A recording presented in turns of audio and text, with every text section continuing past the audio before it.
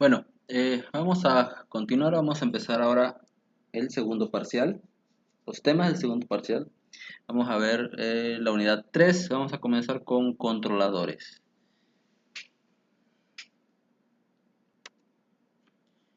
De forma introductoria, en los inicios de lo que es la era industrial, el control de los procesos se llevó a cabo mediante tanteos, ¿no? Basados en la intuición y en la experiencia acumulada por el operario, como habíamos visto al principio de la unidad de la unidad 1 del parcial anterior. Eran válvulas manuales y solamente ciertos operadores los que sabían cómo funcionaba, vaya, toda esa sección que les tocaba de la planta eran los que podían mover las válvulas. ¿Basados en qué? Bueno, si ocurría esto, esto pasaba, ¿no? O mismas recomendaciones que daban los ingenieros, los diseñadores, ¿no? Buscaban que no pasara de cierta temperatura, que no pasara de cierto flujo, que no tuviera menos que el nivel no fuera menor al adecuado para obtener y tratar de obtener el mejor producto posible. Vaya. Todo esto mediante, bueno, qué tanto tolerancia podían dejar. En ocasiones habría mucho, esto tendía a ser incluso muchos accidentes, ya que pues, bueno, muchas veces las variables pueden ser peligrosas. Incluso la temperatura, de hecho, es considerada, lo que es la temperatura es considerada la más peligrosa, ya que pues, bueno, pueden ocurrir incluso incendios, ¿no? Entonces, anteriormente todo se basaba en hechos determinísticos, ¿no? O, como comúnmente se le dice, tanteo, intuición y le muevo aquí, le muevo acá, ¿no? Y es todo. Pero conforme fue pasando el tiempo, sabemos que se empezaron a crear los instrumentos de medición y junto con ello los instrumentos de control. ¿Qué parte de la planta, cómo funciona o cuál es el sentido de los instrumentos de control? Primero, tener un valor de consigna, un valor que es lo que nosotros queremos obtener, lo que nosotros queremos llegar, y compararlo, ¿sí? Matemáticamente es una resta, pero es compararlo con una medida que se obtiene directamente del proceso, ¿no? Si yo quiero cierto valor de temperatura, cierto valor de nivel, cierto valor de presión, cierto valor de X variable, necesito estar midiendo físicamente en un proceso qué valor tengo realmente de esa variable, ¿no? Y compararlo con el valor que yo quiero. Eso me produce un error. Ahora bien, con eso se mete a un controlador. Hay varios tipos de controladores. Aquí vamos a tratar de ver todos, o al menos los esenciales. Entra al controlador, el controlador ya toma una serie de decisiones dependiendo del estilo, de la configuración que tenga el controlador, de los parámetros que tenga ese controlador, ¿sí? Del tipo de controlador, toma la decisión tratando de emular a las decisiones que tomaba el ser humano normal y mediante un elemento final de control, por ejemplo una válvula, un motor, ¿no? Una bomba, un compresor, ¿no? Tomaba esas decisiones mediante el elemento final de control, ya hacía la actuación, ¿no? Para poder regular el proceso, ¿no? El objetivo de un controlador es regular el proceso sin necesidad de una interacción del ser humano, sin necesidad de que esté una persona ahí interactuando directamente con el proceso mucho tiempo, ¿no? Claro, son actualmente sistemas eléctricos y obviamente en algún momento del periodo de vida del controlador puede llegar a tener una falla y en ese momento es cuando ya el operario ya entra en acción, ¿no? Hace una regulación de válvulas para para poder realizar algún cambio en el controlador. Si el controlador no sirve, pues simplemente quitar el controlador y colocar uno nuevo. Pero mientras tanto, ahí es donde se necesita en forma manual, se le llama comúnmente bypass. Son una serie de válvulas que las cuales se abren a ciertos valores para que el proceso no se detenga.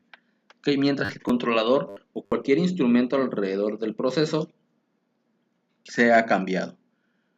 Pero ya una vez que es cambiado, que todo el ciclo o todo el enlace, el lazo esté completo, entonces nuevamente se coloca en automático, ¿no? En el sistema de control. El control básico, más básico para los procesos, es el denominado control on-off, control todo-nada. En la regulación todo-nada, la válvula de control adopta única y exclusivamente dos posiciones, ya sea abierta, ya sea cerrada, por un valor único de la variable controlada. ¿Sí?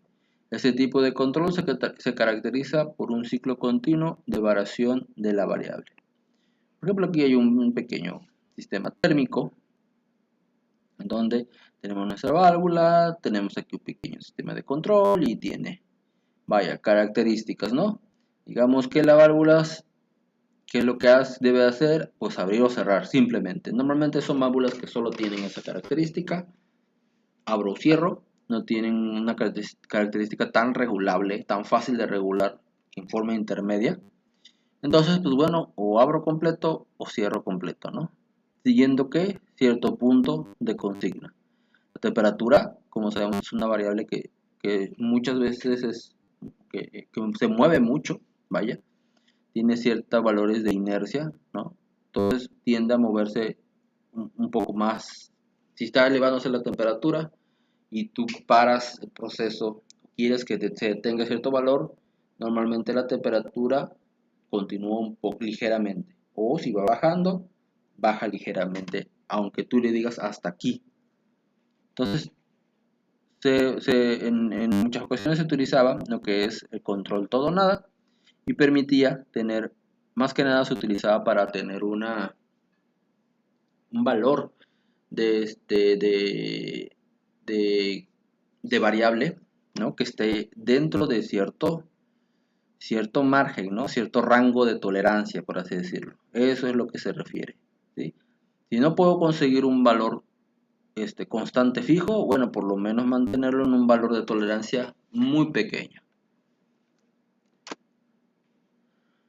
¿Qué características tiene este tipo de señal? Bueno, tu punto de consigna, también denominado set point, ¿sí?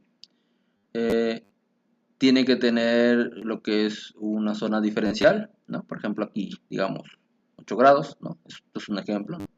Una zona diferencial, que también se le puede denominar como banda o histéresis.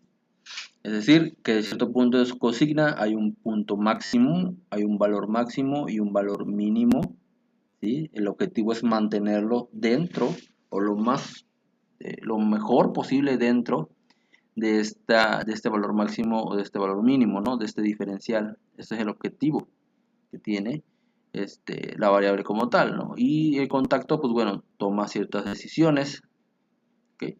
Toma ciertas decisiones en qué momento abrir, ¿sí? Cuando llega al punto máximo, puede ser abrir o cerrar, ¿okay? O sea, ya depende del tipo de proceso que se ponga, pero por ejemplo, si digamos que el punto máximo de la consigna, entonces quiero que abra, pues en ese punto tiene que abrir la válvula o activarse el motor o cualquier actuador, y eso provocará que aunque con la misma inercia de la variable continúe, pero llegará un momento en el cual tiende a bajar y continuará bajando hasta que llegue a un valor mínimo, ¿no? Si la instrucción es que en ese valor mínimo cierre, pues entonces el actuador debe de cerrar, y por la misma inercia, pues bueno, muy probablemente continúe hacia abajo la variable, pero debido a que está cerrado, vuelve a subir y sigue cerrado, cerrado, cerrado. Entonces se cierra en este ejemplo, ¿no? Se cierra el contacto, se cierra el actuador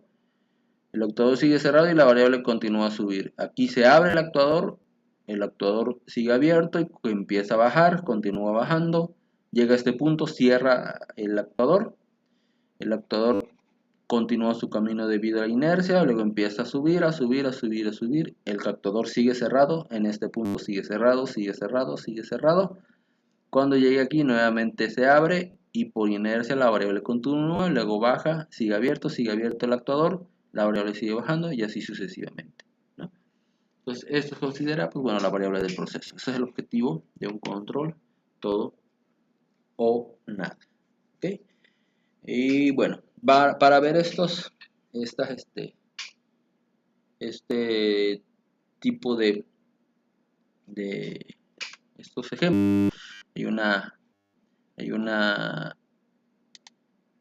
hay un tipo de software que a mí me gusta mucho ocupar, se llama MATLAB, y se les enviará lo que es el enlace para descarga de MATLAB y un pequeño video de cómo poder instalarlo, ¿ok?